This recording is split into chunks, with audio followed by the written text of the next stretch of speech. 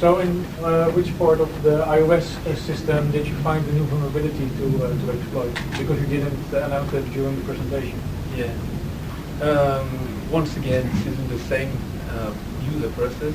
It's in Raccoon again. There's a vulnerability in this piece of iPhysics tool. This is not. This is only a part of it, because we also had trouble this time with ASLR. So we found a way to prove ASLR, and also we have we used another kernel exploit this time related to a BSD packet filter. Okay.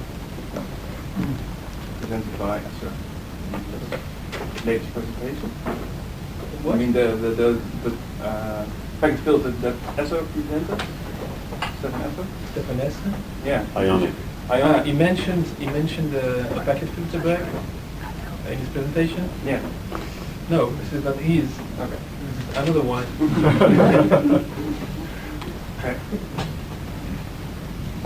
I have a question. The kernel is currently lacking NX support, or the greatest part, and they're using that to patch the code signing part kernel code part. Do you think Apple will use NX anytime soon to protect the code segments in the kernel? Not sure of this. One thing that is sure is that they'll come with kernel side, kernel address space randomization also. They already did that in the beta version of Montaigne client, and they will do that again in iOS 6, I think so. Just to clarify, you mean W0X, not NX, right? Yeah, I mean, yeah. Sure. So when do you think Apple will fix the problem you just published? Because last time they were probably very quick with patching the problem in iOS. Do you expect that they will be as quick again? You mean for the release of today? Of course, they're gonna patch things. The Raccoon one, the kernel one, of course. I'm not sure they will release a new version of iOS just for this point. They just wait for iOS 6, because this is only a local vulnerability. It's not a remote.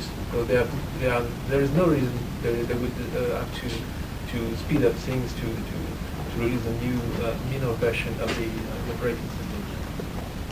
Yes, and since we already expect like a beta version of iOS 6 will pretty soon come out, well, they might push out a fix, but I really don't expect it really soon. Well, so it might get a fix, but not really soon. The kernel exploit requires root, and the other exploit to inject the kernel exploit, it requires is a local vulnerability. So it seems unlikely. It's not critical.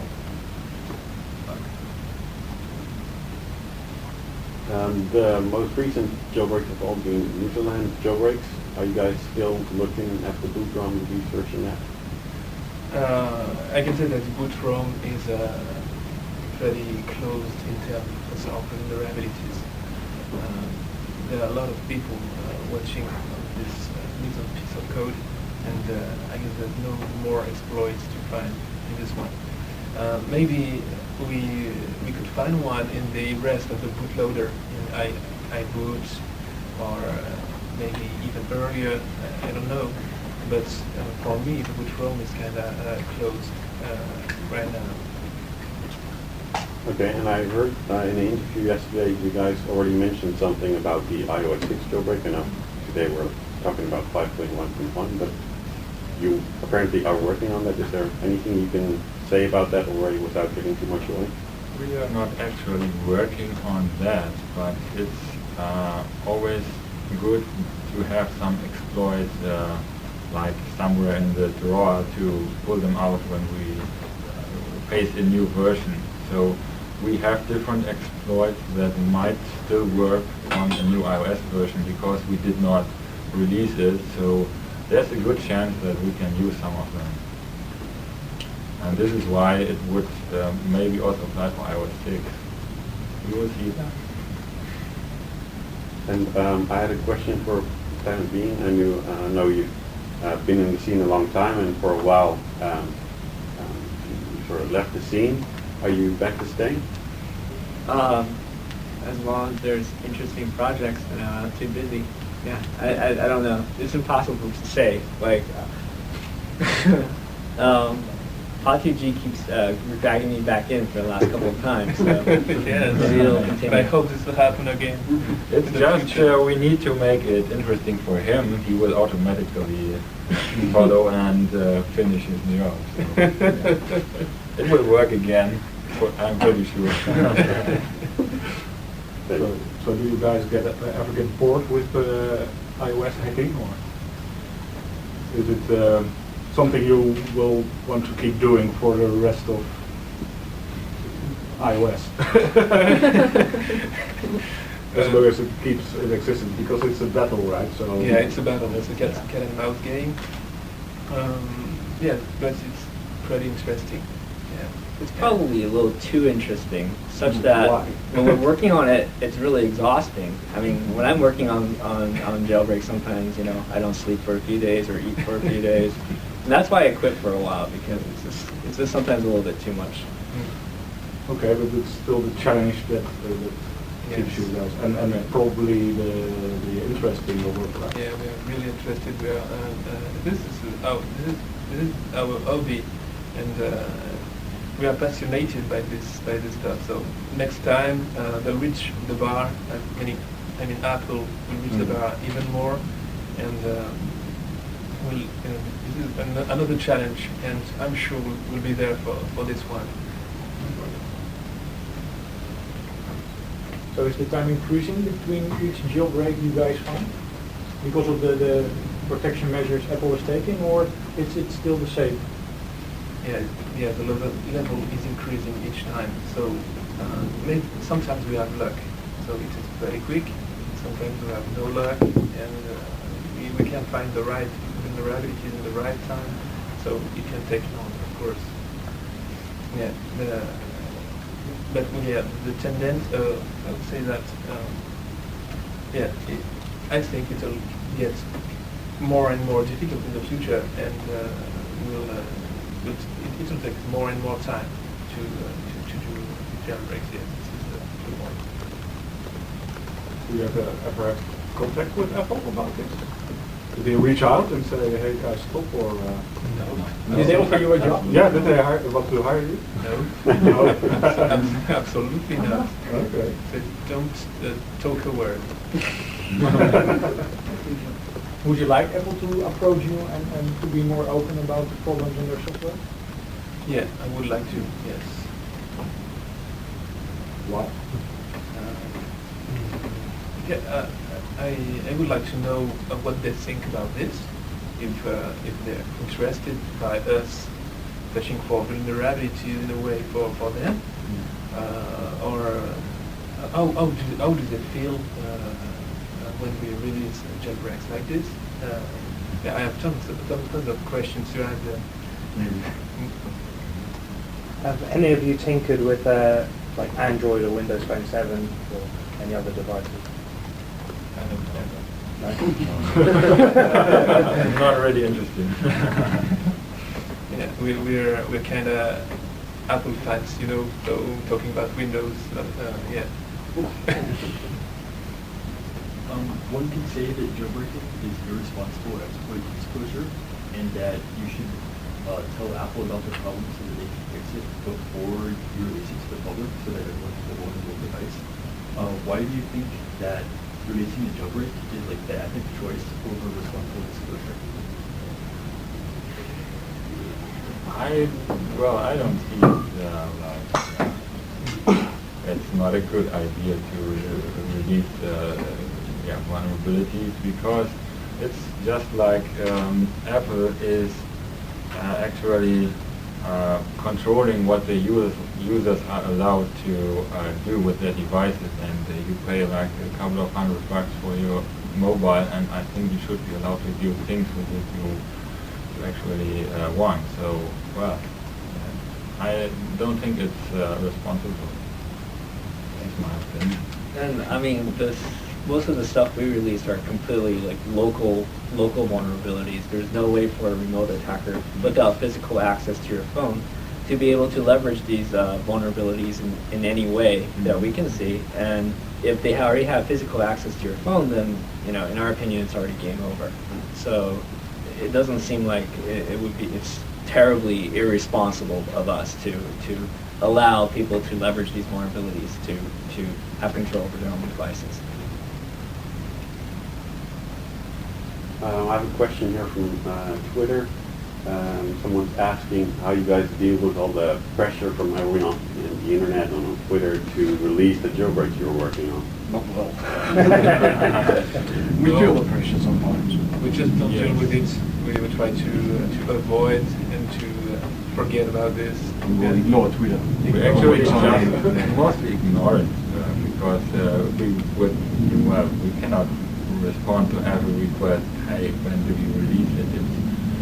It's actually not pushing us in any way because we need to finish it to just work and not to finish it because someone wants to have it. So if we finish it under pressure, it would be maybe not really safe to apply it. So, yeah. So, but do the negative comments get to you of people who don't really understand the kind of work that goes into a project like this? We sometimes read them, yes, but well, it doesn't really touch us, I think. No, we don't. We don't because we're trying to release this stuff as soon as we can. So seeing tweets saying, "Hey guy, could you release a jailbreak right now?" Just means nothing for us. Yeah. And also people just insulting us in a way. Just we don't care. They are bad people anyway. The good people way outnumber the bad anyway. Yeah. We get a lot more compliments. Yeah. There are many people that really understand that this is not easy anymore, and that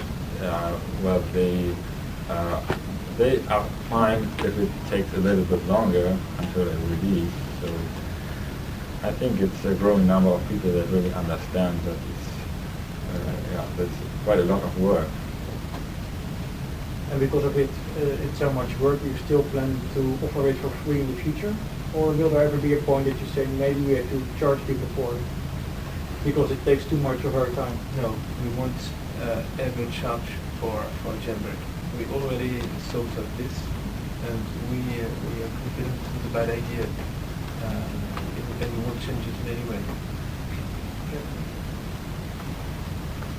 So, do you guys earn money by doing this? Pocket money. Yeah, some. Pocket money. Because there are AdSense on the website. Yeah. There are some donations, so we earn some money with the jailbreak. Yeah, but I'm asking because it takes you a lot of time and. Well, we have costs too. We have a lot of server costs. Yeah. We use a lot of bandwidth sometimes when we have a release. I wouldn't say that monetary gain is the primary motivation because No. for a No, long okay, time, it's not. for a long time, the iPhone dev team, we didn't take any donations and we had no AdSense, so we absolutely had no money coming in, and yet we did it for years anyways. It's mostly about the process being fun, and we wanted to help people out. It's for the credit, and you can probably use that as leverage, right? Well, leverage to do what? I mean, No, to get a good coded job, or I don't know. well, I mean, It's a bonus.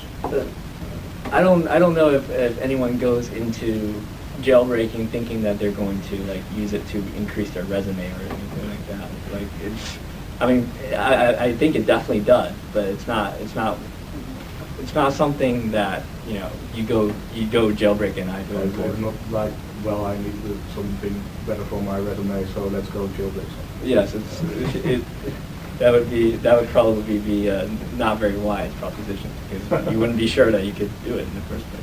Sure. I understood this conference is the first time that you actually met all five of you together in real life. How has that been? Have there been any surprises or?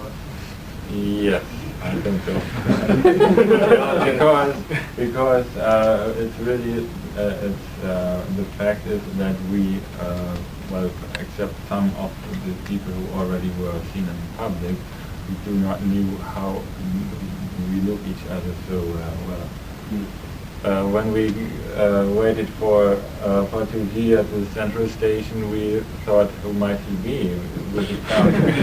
Yeah, like we think of a typical Frenchman, so we just didn't know. So He didn't wear a beret. yeah, not a real surprise though, but well, it's really nice. Yeah. So are you still surprised with all the attention for your work? I mean, even the press conference here, and I mean, the lectures you gave were really crowded. Does it still surprise you that so many people show up to listen to what you have to say? Yes, we're really surprised of it. And we're really proud of it also, and yes, this is nice. Why it is so mediatic? What do you say? Popular? Popular, yes. Yeah. Why is it so popular? Yeah, I have no clue.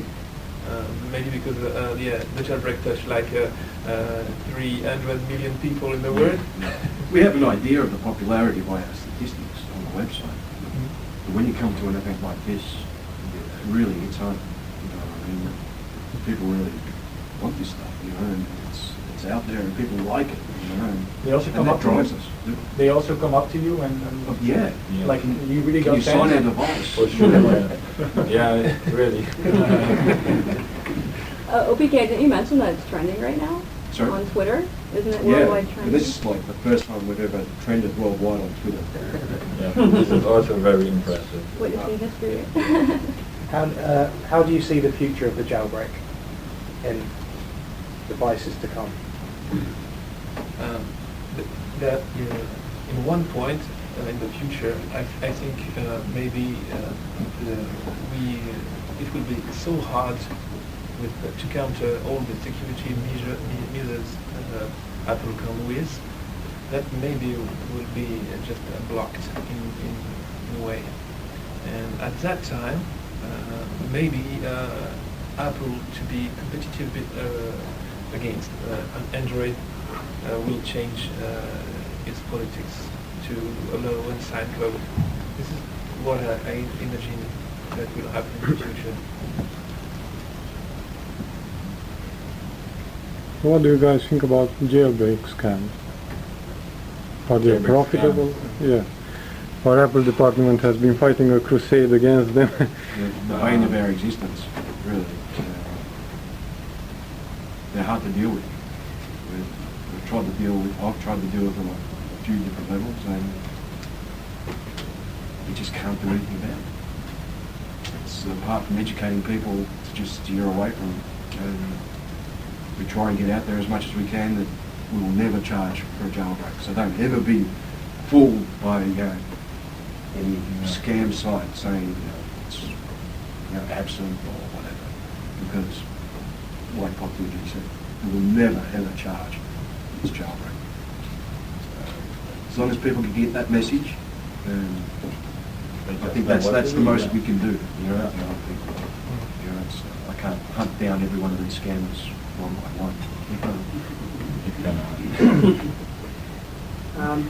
There's a certain conflict in what you do, in the sense that the jail processes also provide a matter of security for these devices. And now, although I'm here during the day, my actual day job is being a security officer. So in a sense, you've given me freedom on my own phone and a security problem. Yeah. Because now Apple is not this proprietary device that's hard to compromise, or it's easier to compromise for people with bad intentions as well. What's your opinion on that? It's easier to compromise. A jailbroken device is it's easier to compromise, at least locally. Remotely, this is a little different. But I'm not sure this is really an issue, because even if a jailbroken device is a little weaker than an unjailbroken device, it's still a very secure platform. And what we're doing here is not an easy task. This is how I feel about this. And actually, You do the hard work, somebody else doesn't have to do it. Yeah. well, okay. Well, I don't think it decreases, the security on a jailbroken device below that of any regular computer. I mean, our laptops allow unsigned code, and we're free to download whatever we want onto our computers. So, I'm not sure why phones are necessarily held to us higher standards when our computers have all our emails and records as well. And also our iPhone backups with all the personal data that's already on our phones. But it's certainly something that we can actually probably improve someday. There's no reason why we can't reinforce the permissions, the security measures on the iPhone, but under the control of the end user. But it's something that's not as fun to do, so we haven't spent a lot of time trying to re-implement those security protections. In the end, it's actually the responsibility of the user to change his SSH password or do not install packages from untrusted sources. I'm talking Obsidia because basically everybody can just make his own repository and tell over the internet about it, so people can install some whatever package. So it's a bit of it's the end user who has to decide what he brings to his device in the end. So yeah. Typical question. It's difficult, yeah. But I also think maybe in Cydia it might be at some time sometime in the future we might get some control of maybe trusted sources in a very simple way. So I don't know, maybe with a certificate or whatever, to just give the user some official repositories. Well, there are. Well, yeah, there are official repositories, but I mean, they actually do not differ from a private repository from someone else. So they do not show any identity or whatever. It's just a name of the repository. If you know them, of course, you know those are trusted usually, but Yeah, actually, I'm not sure what kind of protections there are. I do believe that the packages are all signed by the repository, and there's some sort of key on the Debian app yeah, system. they are actually signed. That's correct. Yes. Yeah, indeed. Does it make your job easier that jailbreaking is legally allowed? I mean, would you still be doing it, for example, if it's forbidden in the United States or in France? Can I add something to the question? Because it's exempted from the DMCA, but just for iPhones, like for iPads and Apple TVs, they're not exempted from the DMCA. Do you worry about that?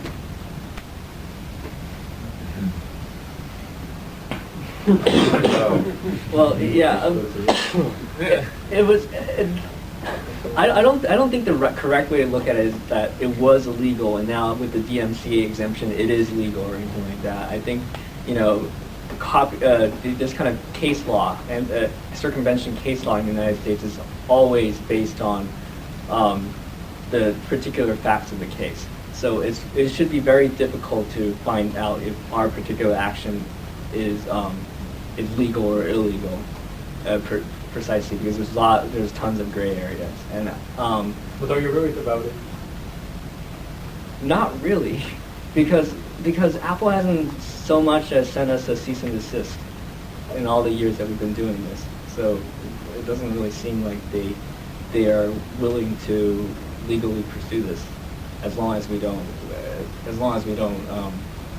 overstep certain boundaries. For example, start packaging malwares in jailbreak or something like that. And would it matter for you, for example, would you go underground to keep on jailbreaking if it becomes illegal, for example? sure everything goes underground once it becomes illegal.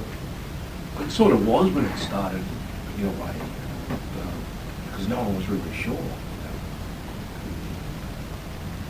Some of us being in different countries are a bit more concerned than others.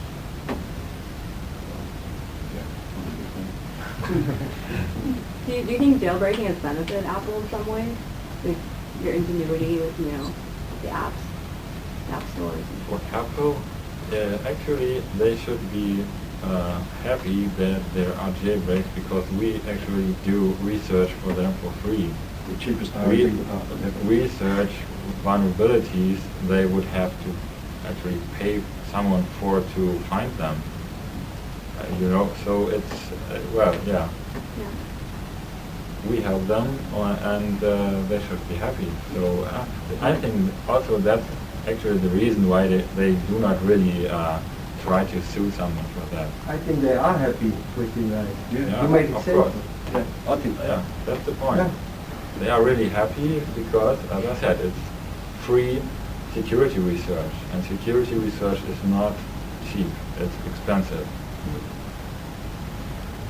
You also see that certain applications, like now I think since iOS 5, finally since iOS 4, finally the camera is accessible from the lock screen.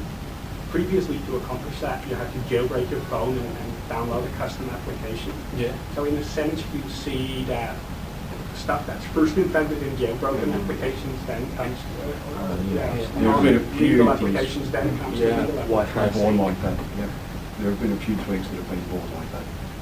The notification center also came from the tweaks in a way. Wi-Fi sync.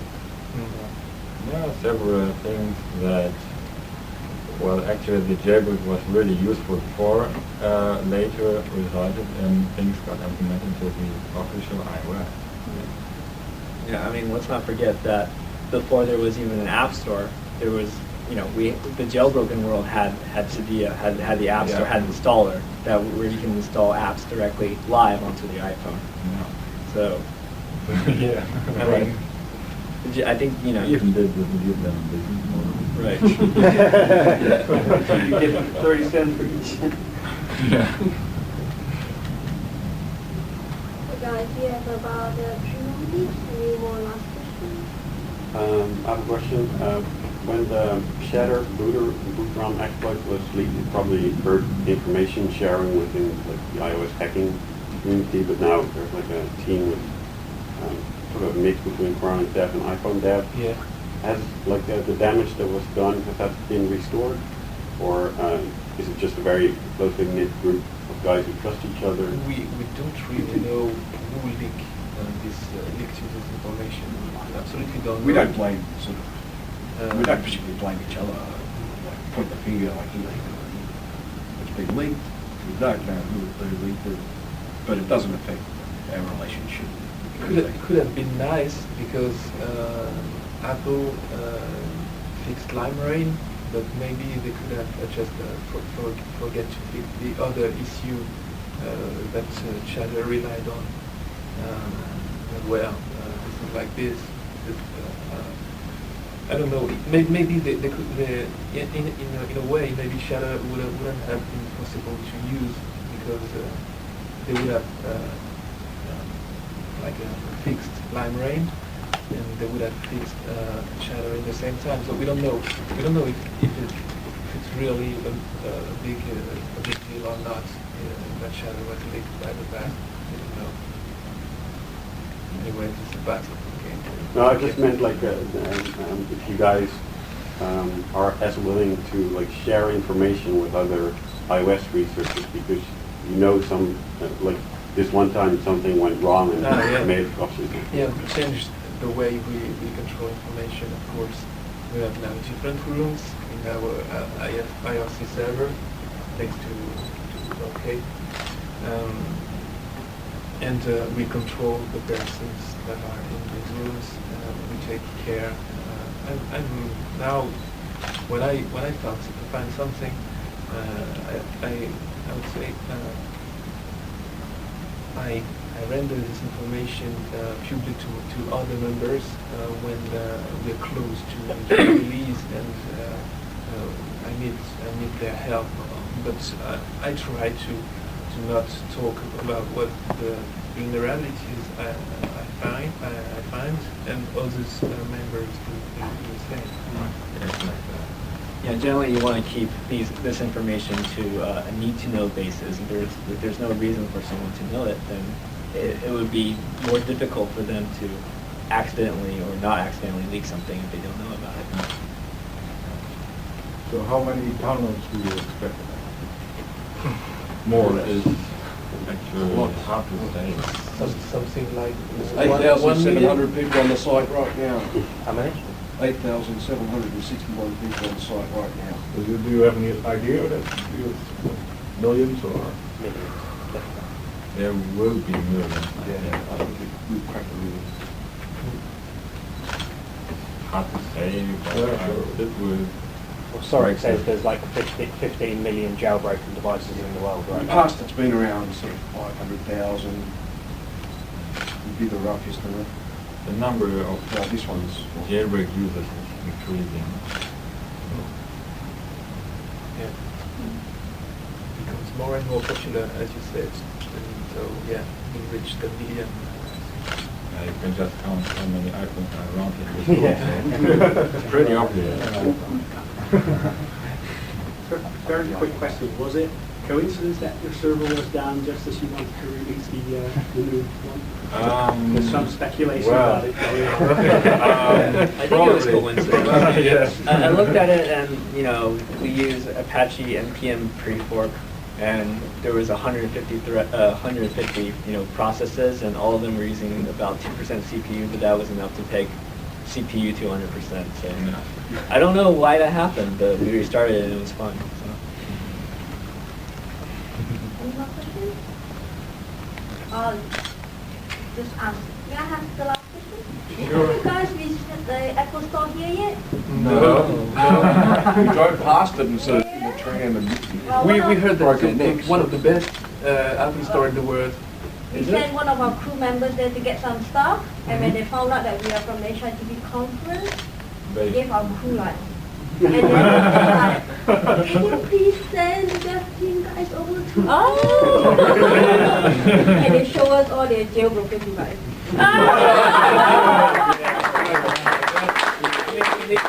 Thank you so much. Still missing one device for the current